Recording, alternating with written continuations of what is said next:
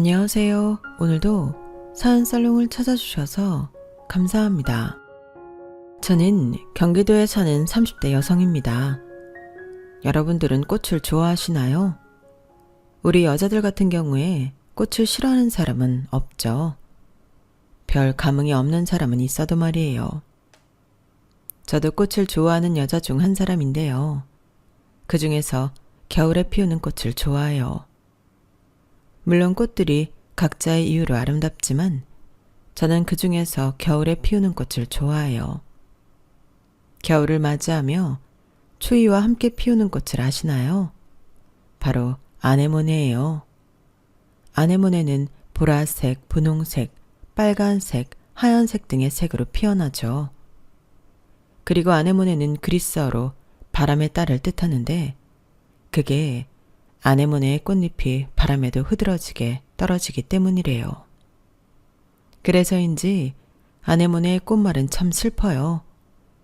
기대, 기다림, 고독, 배신, 사랑의 괴로움, 허무한 사랑 등 헛헛하고 서글픈 꽃말을 가지고 있죠.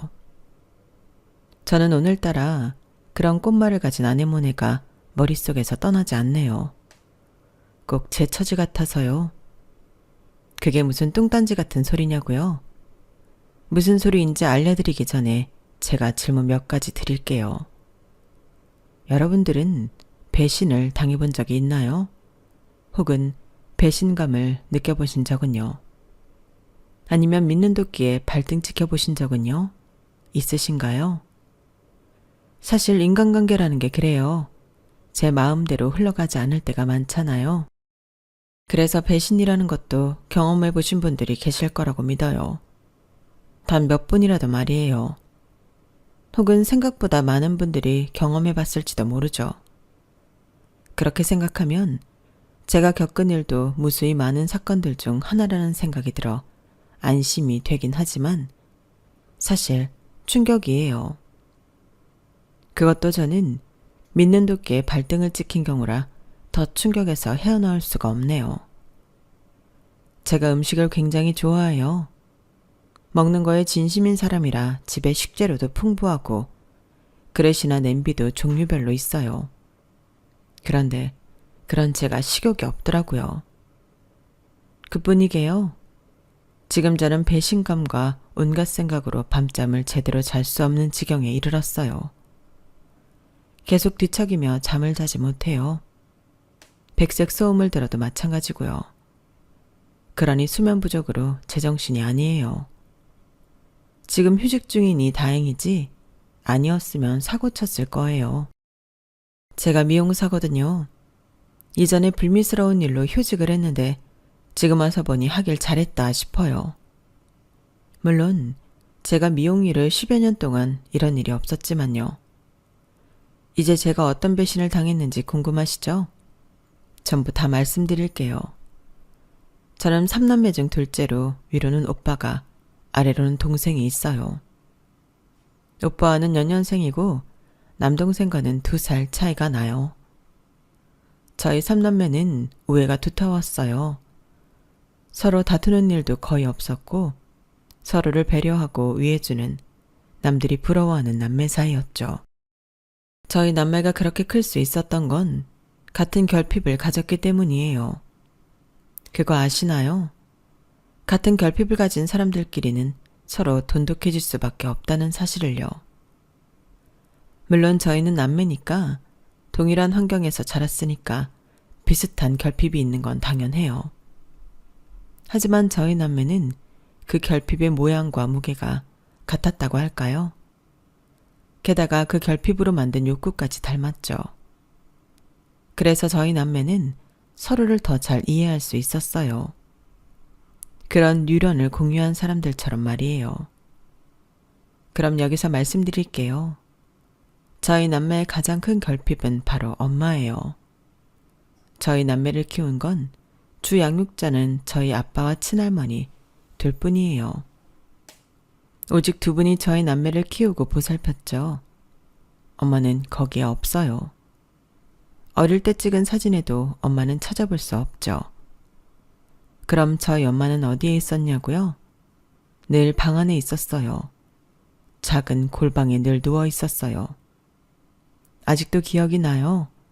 그 방의 온도가 말이에요. 차가웠어요. 그리고 습했죠. 그 방이 늘 그늘이었거든요. 그리고 엄마는 우리 남매가 자기를 깨우면 신경질을 냈어요. 그러면서 할머니를 불렀죠. 애들 좀 데려가요. 날카로운 목소리로 소리를 질렀어요. 그럼 할머니가 혀를 차며 저희를 방 밖으로 끌고 나온 뒤에 문을 쾅 닫았죠. 그리곤 썩을 년 그랬어요. 그러니 행복을 담는 사진 속에 저희 엄마가 있을 수 있을 리 없었죠. 엄마는 자격 미달이었어요. 우리 남매 중 한 명도 엄마에게 제대로 안겨본 사람이 없어요. 따뜻한 말 한 번 들어본 적이, 아니 따뜻한 눈빛 한 번 받아본 적이 없어요. 그러니 우리 남매에게는 엄마는 가족이 아니었어요. 엄마는 그냥 우리 집, 저 방에 있는 사람이었죠. 그래도 엄마인 건 알았어요. 아빠가 말해준 것도 있지만 신기하게 핏줄이고 엄마라는 건 알았어요. 다만 세상의 빛을 보게 해준 사람, 그 이상도 그 이하도 아니었어요. 게다가 저희 엄마는 제가 5살 때 죽었어요. 그런데 오빠도 저도 엄마가 죽었다는 것을, 이제 세상에 없는 사람이라는 것을 알면서도 울지 않았어요. 슬프지 않았던 것 같아요. 그만큼의 애착이 없어서였을까요? 지금 생각해보면 그래도 엄만데 좀 울어주지 그랬어 하는 생각이 들긴 하지만 별 수 있나요? 그게 엄마 복이죠. 애들은 솔직하잖아요. 게다가 그때 아빠도 울지 않았어요. 만약 아빠가 울었다면 따라 울었을 텐데 조문객들이 보기엔 좀 이상했을 것 같아요. 그리고 제가 고등학생 때 엄마의 사연을 우연치 않게 듣게 되었어요. 할머니가 친구들과 이야기를 하는 걸 방 너머로 들었거든요. 우리 며느리? 아유, 말도 마라. 내가 다 키웠어. 이제 와서 하는 말이지만 애엄마가 애들을 그렇게 내버리는데 내가 어떻게 가만히 있어? 안 그래? 아니, 나는 애 낳고 지 새끼 품에 안 안아보는 엄마는 처음 봤다. 간호사가 안으라고 애 가져다 주니까 치우래. 날 딱 보더니 어머니라도 안으시든가요 하는 거야. 아니, 그럴 거면 만들긴 왜 자꾸 만들어? 셋이나 만들어서는 원. 그래놓고 어느 날에 지 혼자 갓비대? 화장실 문을 내가 먼저 열어서 망정이지. 애들이 봤어 봐. 내가 등골이 서늘해. 아직도 그때만 생각하면 악몽을 꿔. 내가 걔 화장할 때 그랬어. 다시는 보지 말자고. 우리는 악연 중에 악연이니까 나한테도 애들 아범한테도 내 새끼들한테도 절대 꿈에도 나타나지 말라고. 내가 그렇게 빌고 또 빌었어. 언제는 애들 아범 좋다고 결혼시켜 달라고 해서 시켜줬더니 애 낳고 그렇게 변해삐대? 내가 지 혼자만 애 낳나? 그렇게 저는 엄마가 산후 우울증으로 마음의 병을 키우다 그렇게 되었다는 사실을 듣게 되었어요. 그제서야 이해가 되더군요. 엄마의 장례식에서 아빠와 할머니에게 목을 조아리며 사과하는 외조부의 모습이 말이에요. 그리고 그제서 조금 원망했어요. 내가 우리 삼남매가 뭐가 그렇게 미워서 마음이 괴롭고 아팠는지 물어보고 싶기도 했고요. 그래서 어떤 밤엔 혼자 울기도 울었죠. 제가 꼭 잘못 태어난 존재 같기도 해서요. 뭐 솔직히 정확한 마음은 모르겠어요. 설명할 수가 없네요. 그러다 언제는 오빠에게 사실을 털어놓았어요. 그러더니 오빠는 제가 들은 게 정확하냐고 묻더니 그렇다니까 곰곰이 생각하더라고요. 그런데 아무리 사실이 그렇다고 해도 지금 우리 가족이 달라질 건 없어. 생각해봐. 그건 엄마의 선택이었고 그땐 우린 어렸어. 그러니 엄마의 마음이 치유될 수 있게 뭔가를 해줄 수 없었다고. 알아차리지도 못했잖아. 물론 그렇다고 그게 우리의 잘못은 아니야. 그렇다고 아빠의 잘못이나 할머니의 잘못도 아니지. 그냥 그럴 수밖에 없었던 거야. 그리고 잘못 태어난 아이? 글쎄, 난 꼭 그렇게 생각하진 않아. 어떤 존재도 잘못 태어난 존재는 없어. 그리고 우리가 지금 불행해? 아니잖아. 그냥 그럴 수밖에 없었던 거야. 우리가 어쩔 수 없었던 일들에 대해 너무 깊게 생각하지 마. 앞을 봐야지. 거기에 머물러선 안 돼. 저는 의연한 오빠의 모습을 보고 마음을 정리할 수 있었어요. 그리고 그 뒤로부터는 엄마에 대한 이야기는, 엄마의 존재는 다시 심연에 묻었어요. 그렇게 새로운 사실을 알고 길을 헤맨 저는 다시 다정한 저희 가족에게 돌아갈 수 있었죠. 다정한 저희 가족. 저희 가족은 정말이지 남들이 부러워할 만한 가족이었어요. 유머스럽고 다정한 아빠, 엄마를 대신해 살뜰히 가족에게 헌신하는 할머니, 공부도 운동도 못하는 게 없는 든든한 오빠, 손재주가 좋고 상냥한 저, 그리고 애교스러운 남동생. 정말 누구 하나 모난 데 없는 정다운 집안이었죠. 저희 식구들은 누구보다 식구를 생각했어요. 그래서 저녁 식사는 큰일이 없는 한 함께 했고, 누군가 출근이나 외출을 할 땐 포옹을 잊지 않았죠. 그리고 저희 식구들은 방문을 절대 닫지 않았어요. 집에는 여기저기 가족 사진이 있었고, 연애 이야기나 사랑 이야기 같은 비밀스러운 이야기도 가감없이 나누곤 했죠. 생각해보면 사춘기도 크게 없었던 것 같아요. 저는 고등학생이 되어서도 아빠와 자주 데이트를 했거든요. 주로 제 옷을 사러 가거나 영화를 보거나 했죠. 그 모습은 제 주변에서도, 군인이셨던 아빠 주변에서도 놀랄 노짜였어요. 그러면서 다들 부러워했죠. 물론 소풍을 가서 도시락을 싸와야 할 때나 학부모 면담 때 다른 친구들은 엄마가 도시락을 싸주고 면담을 오잖아요. 그게 부러울 때도 있었어요. 하지만 크게 갈망하진 않았어요. 맞아요. 갈망까진 아니었어요. 저에겐 그런 것들을 해주는 할머니가 있고, 저는 할머니를 무척 좋아하니까요. 저희 할머니는 무척 따뜻한 분이셨어요. 제가 초경을 했을 때가 기억나는데, 그때 할머니는 저를 안으며 눈물을 흘렸어요. 그리고 아빠에게 전화해 케이크를 사라고 하셔서 그날 파티를 열어줬죠. 그렇게 섬세하고 따뜻한 분이셨어요. 그런데 제가 감히 어떻게 갈망할 수 있겠어요? 그리고 오빠가 군입대를 하고 부사관이 되어 다른 지역으로 발령을 받기 전까진 함께 살았어요. 제가 전문대를 나와 미용사가 되었는데 저희 집 근처 미용실에 입사해 독립하지 않아도 되었고, 남동생도 4년째 대학을 중퇴하고 친구와 옷가게를 차려서 독립하지 않았거든요. 그리고 오빠는 주말만 되면 저희 본가로 왔죠. 빠지지 않고 매주 왔어요. 그렇게 저희 가족에는 유지되었는데 이상하게 3남매의 연애 사업은 늘 빨간불이었어요. 특히 오빠는 연애만 하면 헤어졌는데 그 사유 중 하나가 오빠가 매주 본가에 간다는 이유였어요. 왜? 저희 식구는 여자친구를 이해할 수 없었죠. 주말에 집에 가는 게 이상해? 그랬어요. 그리고 저는 아빠와 오빠만큼 좋은 남자를 만나고 싶어 했는데 그게 잘 되지 않았죠.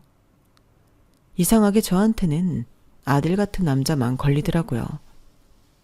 마지막으로 막내는 가족과 일이 먼저여서 연애를 잘 안 했어요.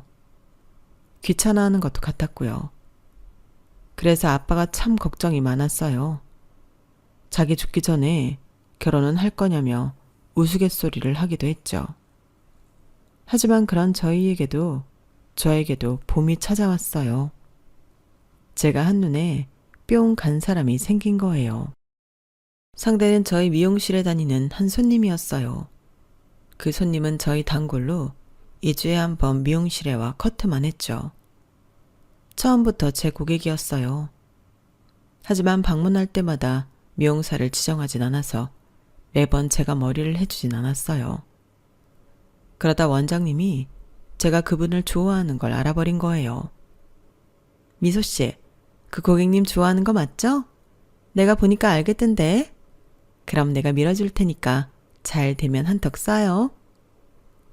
그러시더니 원장님이 그 뒤로 그 고객님이 오면 저한테 보내더라고요. 그렇게 한 석 달을 저만 그 고객님 머리를 다듬었어요. 그러면서 저는 이 고객님이 건축업에 종사하신다는 사실과 혼자 산다는 거, 싱글이라는 거, 데이트를 해본 지 오래되었다는 걸 알았죠. 그리고 다음 만남 때 펌을 추천했어요. 그런데 거절하더라고요. 어차피 안전 못 쓰면 망가질 거라고요. 저는 아쉬운 마음에 고개를 끄덕이고 머리를 자르기 시작했어요. 그런데 손님이 이런 말을 하는 거예요. 그런데 남자들이 연애만 하면 파마를 한다는데 왜 그러는 거예요? 저는 그런 말을 하는 게 너무 귀여워서 막 웃었어요. 그리고 저도 모르게 말했죠. 그럼 손님도 파마하시겠네요. 저랑 연애하시면. 그리고 쨍 하고 제가 제 말에 놀라 가위를 떨어뜨렸어요. 그러니 손님이 괜찮냐고 하는 거예요. 저는 당황해서 정신없이 머리를 커트하고 주랭랑을 쳤어요. 계산도 못하고 말이에요. 그리고 다음번에 손님이 또 오셨는데 그때 제가 한 말 기억하냐고 제가 은근히 물었어요. 그러니 기억한다고 해요. 그래서 그럼 끝나고 뭐 하냐고 물었죠. 그러니 당황한 표정을 짓는 거예요. 아, 전 연애할 생각이 없어서 이렇게 말하더라고요. 그렇게 제 사랑도 끝났구나 싶었어요. 고객도 잃고요. 원장님한테도 망연자실하며 말하고 위로주까지 마셨어요. 그런데 2주 뒤에 또 그 손님이 온 거예요. 그리고 이번에는 저한테 머리를 박겠다고 했어요. 그래서 제가 이번에도 커트하면 될까요? 물으니 이번엔 펌을 한다고 해요. 그래서 연애하시는구나 이렇게 생각하고 2시간을 멍한 상태로 펌을 했거든요. 그런데 이 손님이 저한테 끝나고 어디 가냐고 묻더라고요. 그래서 집에 간다고 하니까 식사를 하자고 해요. 저는 너무 놀라서 아무 대답을 못했어요. 그러니 그 손님이 자기 머리를 가리키는 거예요. 연애하면 파마한다면서요? 그래서 제가 끄덕이니까 뭐라고 하는 줄 아세요? 연애해보려고요, 미소 씨랑. 저는 제 이름도 여태 모르는 줄 알았어요. 그래서 정말 너무 놀랐는데 그 와중에 기쁘기는 엄청 기뻐서 고개를 세차게 끄덕였어요. 그렇게 저는 그 손님과 연애를 시작했고 연애는 순조로웠어요. 정말 제가 바라는 아빠 같고 오빠 같은 사람이었죠. 아니, 어쩌면 제가 사랑하는 콩깍지에 씌어서 비교조차 못한 것일 수도 있는데 단 한순간도 아빠나 오빠와 비교되지 않더라고요. 이게 정말 사랑인가 싶었어요. 그래서 연애 6개월 만에 제가 프로포즈 했어요. 출근할 때 가장 싱싱하고 아름다운 꽃으로 다발을 주문하고 퇴근하면서 받아와 남자친구 차에 오르자마자 꽃을 건넸죠. 그리고 결혼해달라고 했어요. 그러자 남자친구가 당황해요. 제 예상과 다르게 말이에요. 꽃다발도 받지 않고 머리만 극적이더니 그냥 차를 몰았어요. 제가 조금 삐져서 아무 말도 안 하고 창밖만 보니까 공원에 차를 세우더니 할 말이 있다고 했어요. 남자친구의 표정이 어두웠어요. 미소야, 내가 말하지 않은 게 있는데 나 사실 고아야. 어떻게 말해야 할지 내가 연애를 해본 적이 없어서. 그런데 네가 오늘 나한테 프로포즈 할 줄 알았더라면 어제라도 말했을 거야. 정말 숨길 생각은 없었어. 믿어줘. 그러면서 남자친구가 자기 이야기를 해요. 남자친구는 사실 신생아 때 보육원에 버려진 고아예요. 그러다 4살 때 처음 입양되어 6살 때 그 집에 아이가 생겼다며 파양되고 12살에 다시 입양되었다가 그 집 자식들이 괴롭혀서 15살 때 다시 파양되었어요. 그리고 성인이 될 때까지 보육원에 살다가 지원금을 받고 퇴소했죠. 남자친구는 그 돈으로 구할 수 있는 작은 반지하에서 막노동을 하다가 건축업을 배웠어요. 그리고 지금까지 그 일을 하고 있었죠. 연애는 정말 해본 적이 없었다고 해요. 자기 수준에, 자기 형편에, 자기 처지에 연애는 사치라고 생각했죠. 그런 마음에 쉽게 누군가를 좋아해 본 적도 없었어요. 누군가 자기를 좋아한다고 다가온 사람도 없었고요. 그러다 제가 눈에 들어온 거예요. 처음엔 엄청 고민했어요. 저한테 상처 줄 걸 뻔히 알아서 남자친구는 걱정이 많았어요. 그러다 보육원 친구에게 자기의 마음을 털어놓았는데 보육원 친구가 덜컥 화를 내더래요. 그럼 난 결혼을 어떻게 했니? 해냈니? 내 와이프가 날 불쌍하게 봐서? 아니면 내 와이프가 무슨 대단한 마더 테레사라서? 너 웃긴다. 우린 뭐 부모도 없으니까 사랑도 하지 말라는 거야? 그런 법이 어딨어? 있으면 말해봐. 너 지금 그 사람 놓치면 평생 지금처럼 혼자 사는 거야. 네가 이러니까 친구가 나밖에 없지. 너 당장 그 태도부터 고쳐. 그래서 용기를 냈어요. 남자친구 말로는 예약을 당겨서 미용실에 방문했다고 해요. 저는 남자친구의 진심 어린 고백에 남자친구를 안아주었어요. 나도 마더 테레사는 아니야. 그냥 오빠가 좋은 거고 오빠면 되니까 결혼하자고 한 거야. 지금 내가 오빠 이야기를 듣고 당황스러운 건 예상하지 못했기 때문인데 그렇다고 낙담할 건 없어. 나도 엄마가 없거든. 5살 때 돌아가셨는데 거의 없던 거나 다름없어. 서로 각자의 아픔이 있는 거 아니겠어? 그러니까 괜찮아. 그렇게 저희는 서로의 이야기를 실컷 털어놓은 뒤 결혼을 약속했어요. 그리고 며칠 뒤 남자친구와 둘이 아빠를 찾아뵈었죠. 다짜고짜 결혼을 하겠다고 말했어요. 그리고 남자친구 이야기를 털어놓았죠. 그러자 저희 아빠는 제 예상과 다르게 반대를 했어요. 남자친구를 돌려보내고 저한테 적어도 상대는 온전한 가족이 있어야 하지 않겠냐고 말하더군요. 그래서 제가 처음으로 아빠의 말에 반기를 들었어요. 그래도 아빠는 돌처럼 끄덕없더라고요. 그리고 제 친구들도 반대했어요. 제가 뭐가 모자라서 고아랑 결혼하냐는 소리까지 듣고 저는 모든 사람과 연락을 끊고 짐을 챙겨 남자친구 집으로 갔죠. 그렇게 보름 있었나? 그러니 아빠가 다시 집으로 오라고 해요. 그래서 결혼 허락하는 거 아니면 안 간다고 하니까 결혼하라고 하더라고요. 그렇게 어렵게 얻어낸 결혼을 하고 저는 조금 걱정했어요. 아빠가 집안에서 반대한 결혼이잖아요. 그래서 혹여나 제 남편을 나쁘게 대할까 걱정이었어요. 그런데 걱정과는 다르게 아빠도 그렇고 할머니도 그렇고 저희 남편을 사위로 대해줬어요. 마음을 열어준 덕분에 저희 남편도 저희 식구의 일원이 될 수 있었죠. 단란하게 가족들끼리 식사도 하고 아빠와 셋이 데이트도 하고 가족끼리 여행도 다니고요. 남편 덕분에 여행은 참 많이 다닌 것 같아요. 남자가 한 명 늘었다고 여행이 가뿐해지더라고요.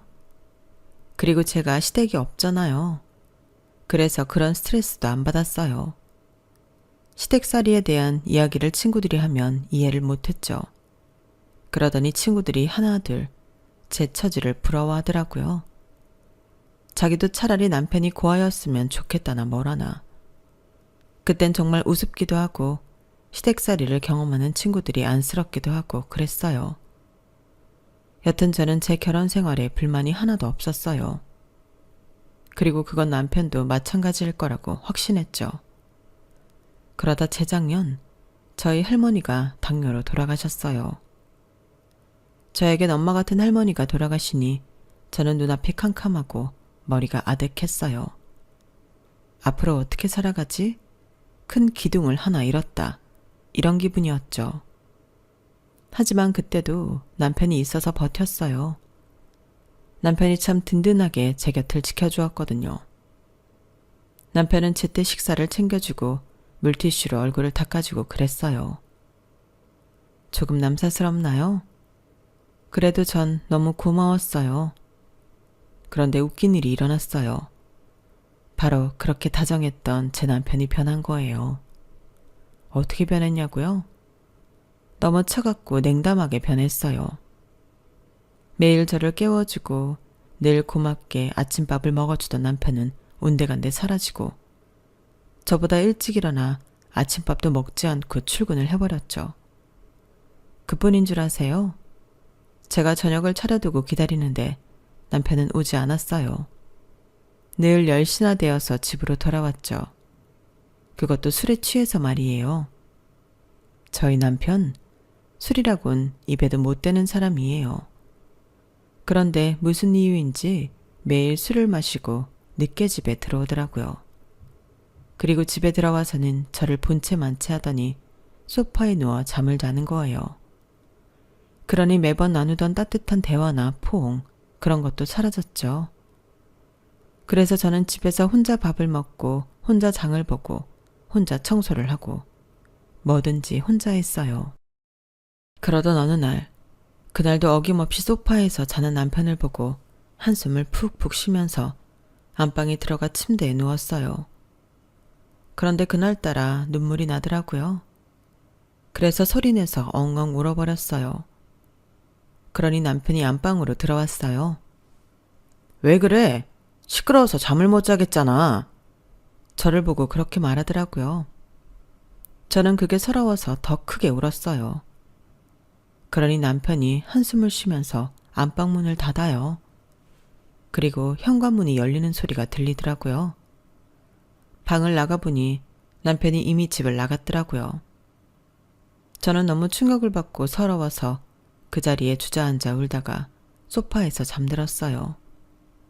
그리고 남편은 아침에 들어왔는데 저를 쳐다도 보지 않고 씻으러 들어가더라고요.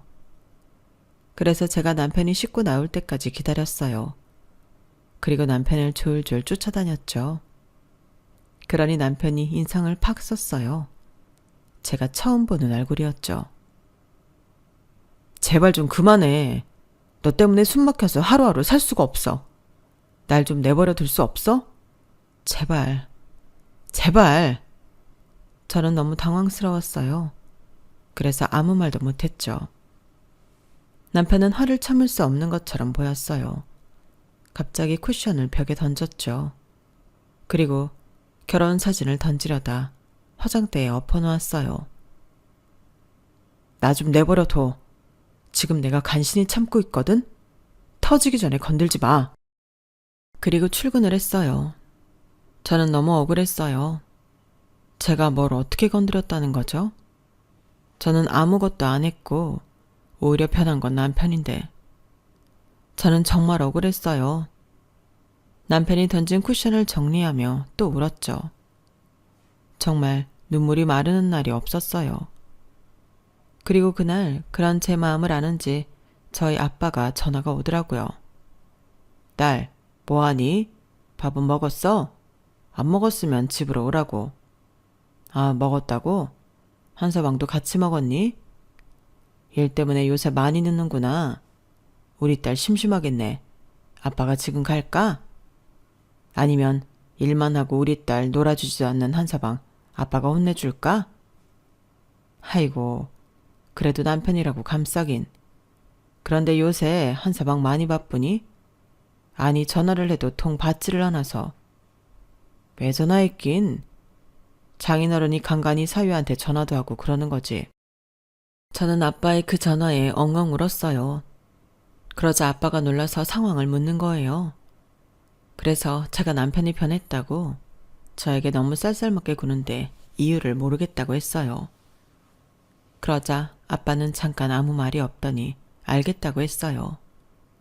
그리고 전화를 끊었죠.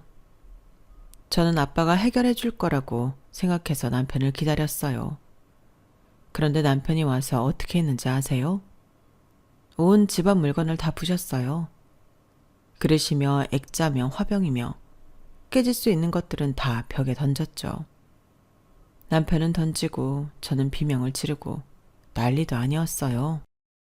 그리고 그때가 저녁 10시가 넘어서 결국 경찰이 왔어요. 경찰이 남편을 저지하고 남편을 체포하려고 했어요. 그래서 제가 별일 아니라고 제발 남편 좀 풀어달라고 그랬어요. 그러니 경찰이 미심쩍은 표정으로 저를 보다가 남편을 풀어줬어요. 그리고 저는 주민들에게 사과를 하고 현관문을 닫았어요. 그리고 뒤를 보는데 난장판이 된 집에 한숨이 나오고 이 지경을 만들고 취해서 자는 남편의 두 숨이 나오더라고요. 저는 밤새 집을 치웠어요. 그리고 남편을 침대로 옮기고 남편이 일어나길 뜬 눈으로 기다렸죠. 저희 남편 알람이 필요 없는 사람이거든요. 그날도 어김없이 6시에 눈을 뜨더라고요. 제가 일어났냐고 북엇국을 끓여놨으니 먹으라고 했어요. 아니 됐어. 당신이 거기에 뭘 넣었을 줄 알고. 독약이라도 탔을 것 같아. 못 먹겠어. 그리고 또 운 거야? 정말 지겨워. 언제까지 그렇게 울 건데? 운다고 뭐가 해결돼? 달라져? 당신 때문에 이제 우는 여자는 지긋지긋해. 앞으로 내 앞에서 울지 마. 울었던 거 티내지도 마. 얼굴 치워. 짜증나고 메스꺼려. 비켜. 화장실 갈 거야. 남편이 그 말을 하면서 일어나는데 저는 터져버렸어요. 남편에게 빽 소리를 질렀죠. 당신 대체 왜 이러는 거야? 내가 뭘 그렇게 잘못했길래 이렇게까지 하는 거야? 아무리 생각해봐도, 머리에 쥐가 날 때까지 생각해봐도 내가 당신한테 요 근래 잘못한 게, 아니 뭘 한 게 없는데 대체 나한테 왜 이러는 거야? 갑자기 뭐 정신병이라도 걸렸니? 아니면 나를 정신병 걸리게 만들고 싶어졌어? 다른 여자가 생긴 거야? 도대체 말을 해봐. 얼토당토 안 한 이야기여도 내가 들어줄 테니까. 제 울분을 듣자 남편이 픽 하고 웃어요. 그래, 네가 뭘 잘못하진 않았지. 그런데 그게 문제라고 생각은 안 해봤어? 그리고 여자? 여자라면 이 말 하기가 좀 더 쉬웠으려나? 그래, 너 괴로운데 늦게 말해서 미안해. 우리 이혼하자. 너랑은 이제 1분 1초도 같이 있고 싶지 않아. 저는 고통스러웠어요. 남편에게 제 마음을 알아달라 호소한 결과가 이런 소리일 줄은 몰랐거든요. 우리 천사 같던 남편은 지금 어디로 간 걸까요? 이혼이라뇨. 저희 부부 정말 그 어떤 문제도 없었어요. 그런데 이혼이요? 전 정말 하늘이 무너지는 기분이었어요. 그래서 제가 아무 말도 못하자 남편은 서랍에서 종이 한 장을 꺼내 저에게 던졌어요. 휙휙 종이가 힘없이 제게 떨어지는데 이혼 합의서더라고요. 재산은 너도 나도 없으니 문제될 거 없고 애도 없으니 문제될 거 없지? 적당히 쓰고 제출해. 그리고 제가 우니까 남편이 욕을 하면서 옷만 갈아입고 출근을 하러 나갔어요. 저는 닫힌 현관문이 꼭 남편의 마음 같아서 엉엉 울었네요. 그리고 그 이후로 제 상태는 좀비 같았어요. 하루 종일 이혼 생각만 했죠. 일에도 집중할 수 없었어요. 그래서 일단 휴직했죠. 그리고 집에서 내내 남편만 기다렸어요. 그런데 남편이 보름 만에 집에 돌아왔죠. 다짜고짜 제 얼굴을 보더니 언제까지 안 줄 거냐고 물어봤어요. 이혼 합의서 말이에요. 그래서 제가 정말 이혼이 하고 싶냐고 물었어요. 그러니 고개를 끄덕여요. 왜? 물었어요. 그러니 자기 행동을 보면 모르냐고 해요. 이제 더 이상 저를 사랑하지 않는다고요. 그래서 저는 남편이 보는 앞에서 합의서를 다시 썼어요. 눈물이 앞을 가리더군요. 그래도 꾹꾹 눌러 담아 썼어요. 그리고 남편에게 건넸죠. 고마워. 짐은 나중에 찾으러 올게. 남편이 이렇게 말하고 일어났어요.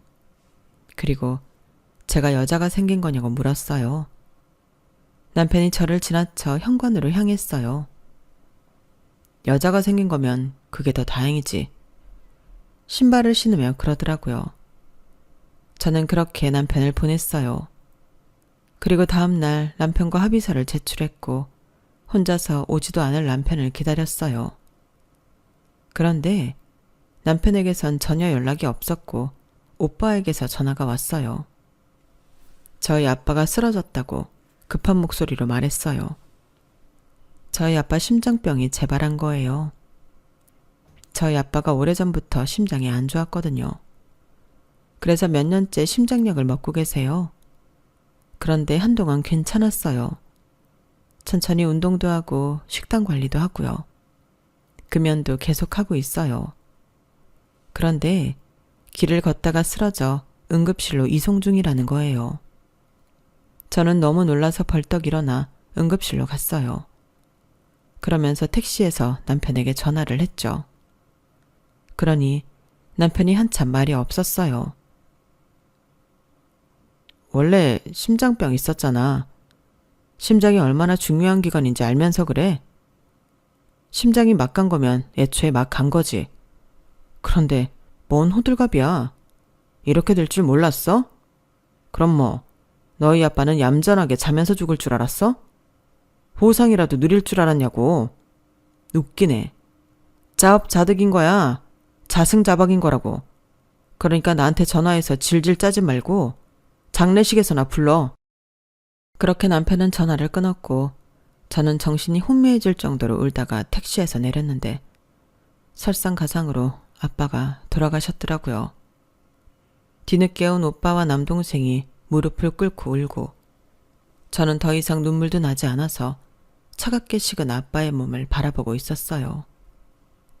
저는 거의 좀비 같은 상태로 아빠 장례식을 준비했어요. 그리고 남편에게 전화를 해 아빠가 돌아가셨다고 장례식장 장소를 알려줬는데 아무 말이 없더라고요.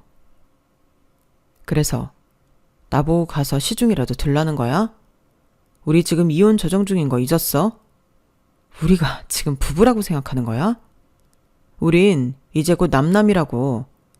그런데 지금 거길 오라는 건 부조금이라도 땡겨보겠다는 거야? 당신이나 당신 가족이나 참 속보인다. 너무한다고.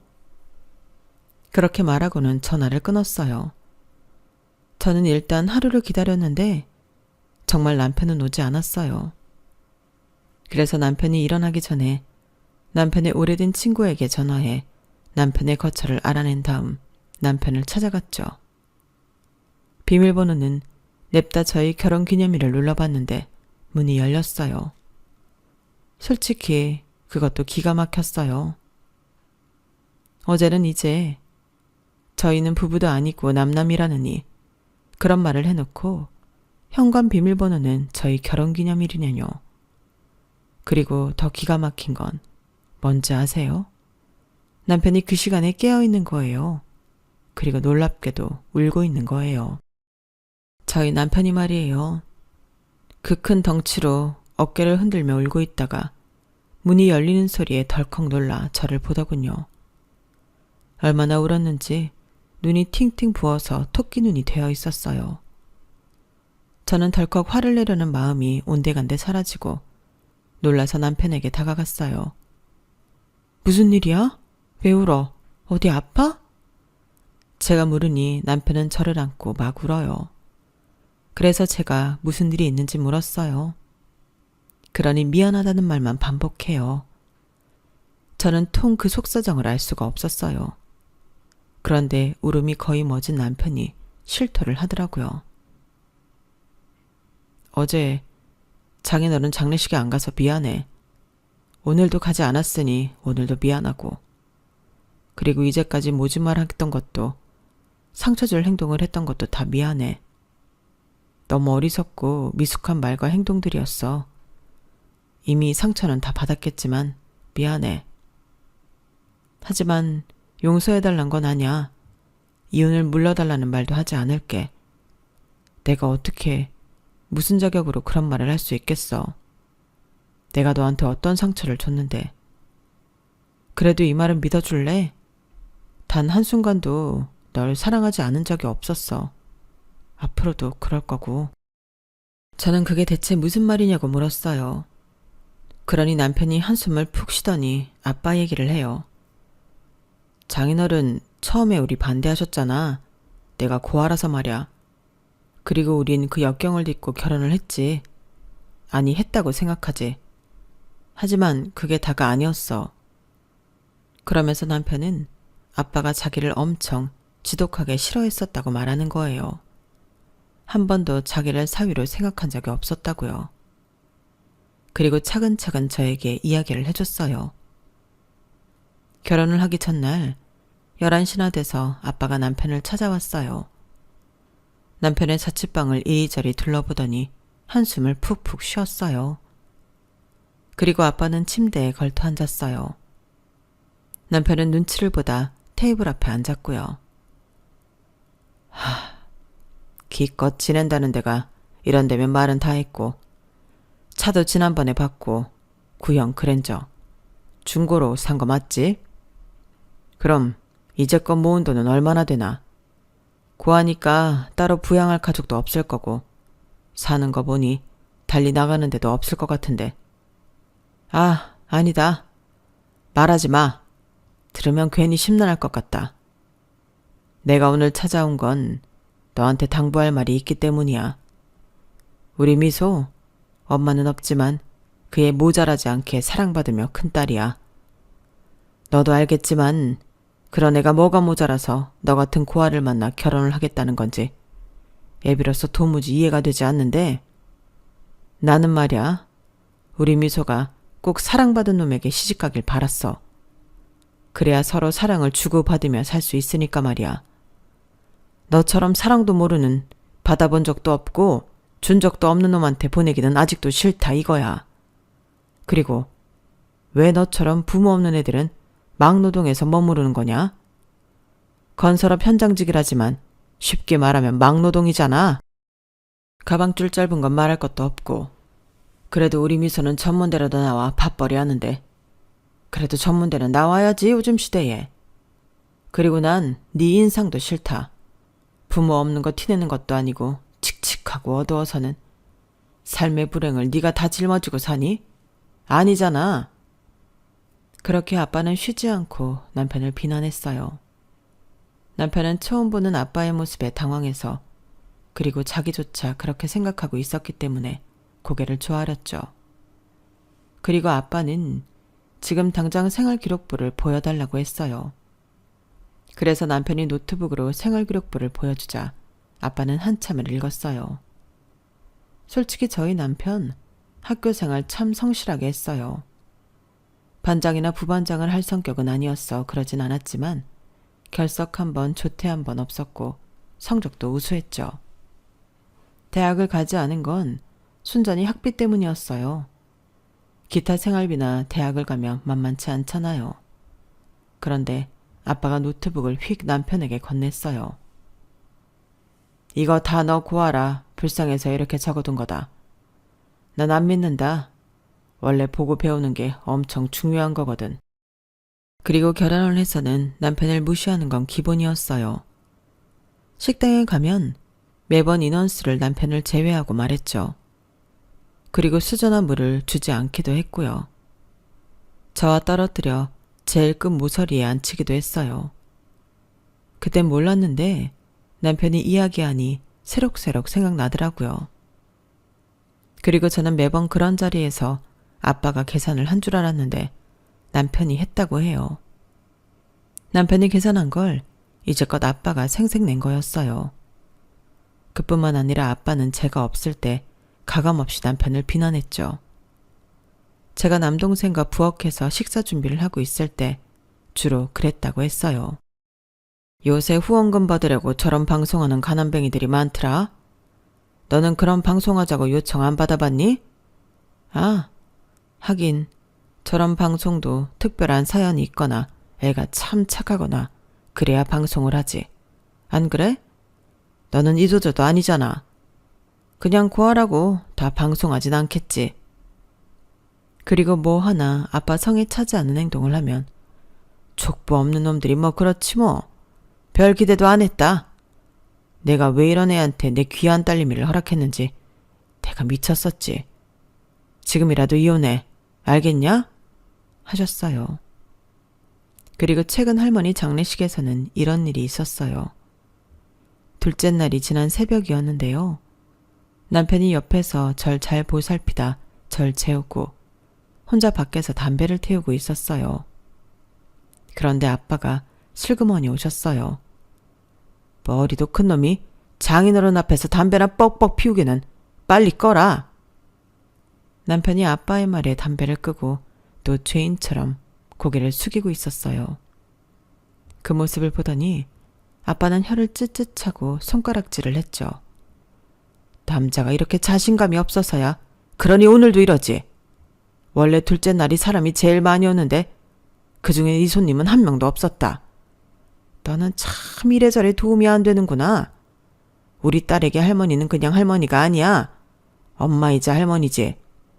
그걸 아는 놈이 이런 식으로 굴어? 돈도 안 되고 널 대체 어떤 식으로 예뻐해야 하냐? 너는 정말 내 인생에도 내 딸 인생에도 하등 도움이 안 된다. 정말 내 딸이 네 어떤 부분을 보고 결혼을 하겠다고 한 건지 뭐 책이라도 잡은 거 아니냐? 어디 한번 말 좀 해봐라. 남편은 그 어떤 말도 하지 못하고 폭격 같은 아빠의 말을 들었어요. 그리고 저한테 말하기를 그날 이후로 결심했다고 해요. 이혼을 하겠다고요. 그게 저를 위해, 본인을 위해, 아빠를 위해 가장 좋은 선택일 것 같다고요. 그래서 그랬다고 해요. 저에게 모질게 대한 거, 모진 말을 한 거 다 정떼게 해서 이혼해도 후련하게 하라고 그랬던 거래요. 그 말을 저는 믿고 싶으면서도 온전히 믿을 수 없었어요. 저에겐 천사 같은 아빠가 그런 짓을 했으리라 상상도 못했으니까요. 그러자 남편이 편지를 내밀더군요.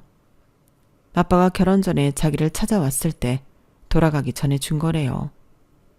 저는 천천히 그 편지를 읽어봤어요. 아빠의 글씨체가 맞았고 그리고 거기에 써있는 내용은 감히 제가 상상도 못할 것이었죠. 내가 내 사위가 된 이상 이것들은 지켜줘야 한다.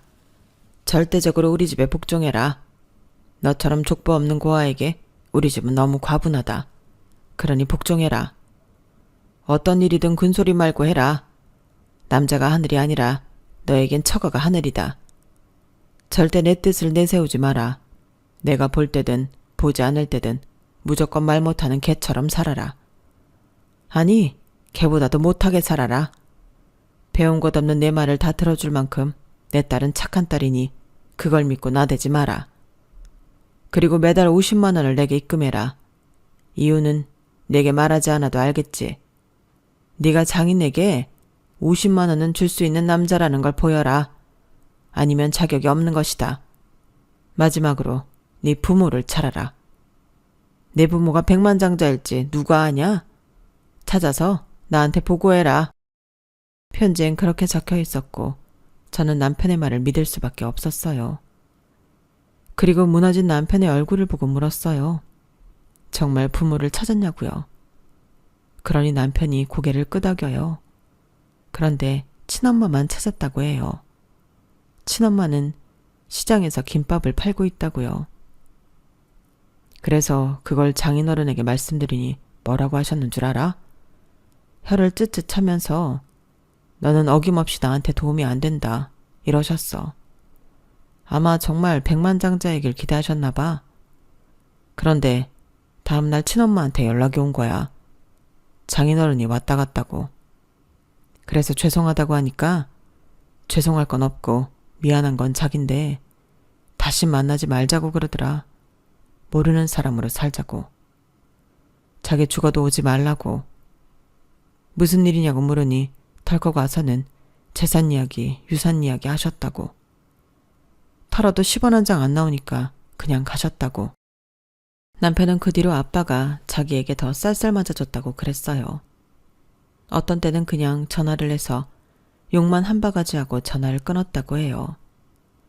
남편은 정말 자기가 어거지로 키우는 개가 된 기분이었다고 해요.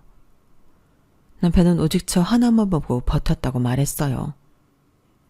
그런 남편을 보니 속도 모르고 매번 친정에 남편을 끌고 간 제가 너무 미웠어요. 그래서 남편을 끌고 사과했죠. 그리고 남편의 목을 보는데 로프 자국이 있는 거예요. 그걸 보고 울음이 터져서 같이 부둥켜 안고 몇 분을 울었네요. 그리고 저는 장례식장으로 다시 가서 오빠와 남동생에게 남편에게 들은 아빠의 만행을 모두 이야기했어요. 그러자 오빠는 장례식에서 무슨 이야기를 하는 거냐고 하더니 나중엔 자기도 알고 있었다며 시인하더라고요. 그래요. 아빠는 오빠와 남동생 앞에서도 제 남편을 무시하고 헐뜯은 거예요. 저는 참지 못하고 아빠의 영정사진을 손으로 가리켰어요. 나 지금부터 남편이랑 집으로 갈 거야. 남은 장례식은 둘이 알아서 처리해. 절대 나 부르지 마. 장례뿐만이 아니야. 제사도 둘이 알아서 해. 못하겠으면 빨리 결혼해서 와이프들한테 부탁하든지. 난 안 해. 내가 들은 게 사실인 걸 안 이상 난 아빠한테 더 이상 해줄 게 없어. 아니, 솔직히 죽은 아빠라도 불러내서 남편에게 사과하라고 하고 싶은 심정이야. 그러니까 앞으로 집안일에 나 절대 부르지 마. 우리 남편도 마찬가지야. 결국 방관한 오빠도 너도 똑같은 사람이야. 나는 지금 우리 남편한테 미안해서 쪽팔려서 혀 깨물고 죽고 싶은 걸 꿋꿋이 참는 중이거든? 그러니까 절대 나 부르지 마. 그렇게 말하고 남편의 손을 잡고 장례식을 빠져나왔어요. 그리고 저희는 이혼을 포기했죠. 같이 집으로 돌아와 오래 이야기를 했고 결국엔 저도 남편과 마찬가지로 고아가 되기로 했어요. 가족을 버린 거죠. 그리고 저희에겐 새 생명이 찾아왔어요. 결혼 5년 만에 말이에요. 정말 소중하고 감사해서 남편과 매일 행복한 날들을 보내고 있어요. 다만 배신의 상처는 아직 아물지 못하고 있죠. 사과받아야 할 사람이 이 세상에 없으니까요. 아마 시간이 걸릴 것 같아요. 혹시 제가 회복할 방법이 있다면 여러분들이 댓글로 많이 알려주세요. 빨리 이 트라우마로부터 도망치고 싶네요. 태어날 아이에게 좋은 영향만 주고 싶어요. 그러니 여러분들의 댓글과 응원 꼭 남겨주세요. 여기까지 저의 사연입니다. 고민처럼 털어놓았지만 들어주셔서 감사드리고요. 여러분들은 세상 소중한 가족과 항상 사랑 넘치고 행복하시기를 바랍니다. 여러분, 사연 댓글에 응원과 현명한 조언 부탁드려요. 좋아요와 구독은 저에게 큰 힘이 됩니다. 오늘도 좋은 일 가득하세요.